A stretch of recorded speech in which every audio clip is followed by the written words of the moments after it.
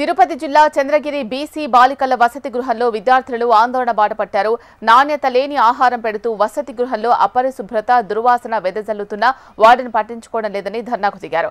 చాలా రోజులుగా మెనూ ప్రకారం ఫుడ్ పెట్టకుండా కనీసం తాగునీరు కూడా లేకుండా చేస్తున్నారని విద్యార్థులు ఆందోళన బాటపట్టారు. హాస్టల్ అన్ని పనులను తమతోనే చేయిస్తూ ఇబ్బందులకు గురిచేస్తున్నారని విద్యార్థులు ఆవేదన వ్యక్తం చేశారు.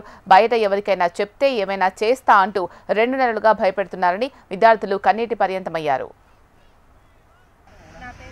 నేను 9th క్లాస్ చదువుతున్నాను. ఇక్కడ ప్రాబ్లమ్స్ ఏంటంటే వాటర్ సరిగ్గా రావు సార్. అసలు ఫుడ్ కూడా మంచి క్వాలిటీ ఏముండదు. అసలు బాగుంటుంది. ఫుడ్ తీసేటప్పుడైతే బాగానే పడుతున్నారు కానీ ఫుడ్ అవి పెట్టట్లేదు. చిక్కీ కూడా అప్పుడప్పుడు ఇస్తున్నారు. ఇప్పుడు కూడా పొద్దున్న సారాలు వచ్చి చెప్తామంటే వాళ్ళు కూడా ఇప్పుడు చిక్కీలు అప్పుడు చేస్తున్నారు సార్.